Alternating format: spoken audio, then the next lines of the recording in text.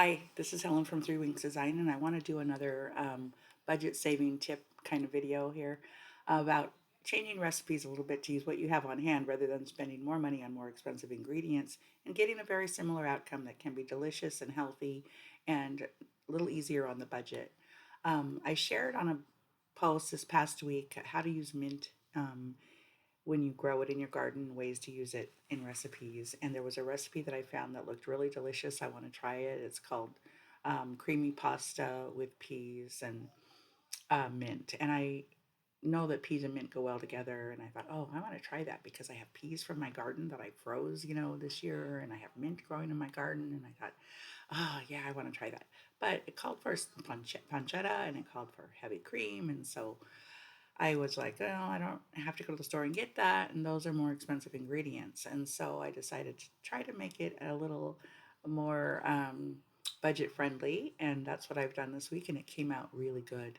So if you make the right um, choices as far as how you're going to substitute ingredients, you can get a really good result.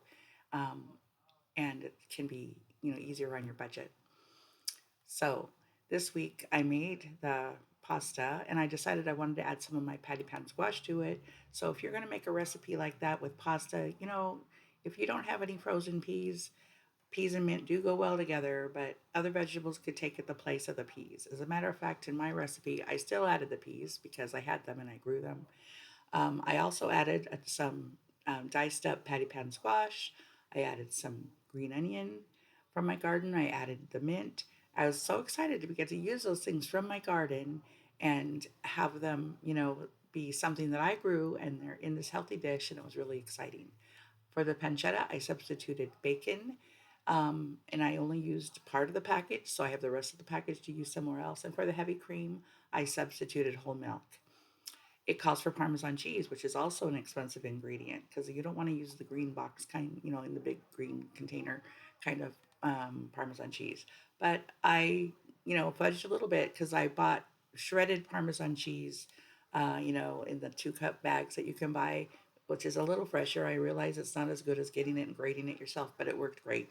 So you can get it at a good price when it goes on sale. I get cheese on sale. I've mentioned this before when it goes on sale and I freeze it in my freezer and then I have it on hand while it's still expensive at other times.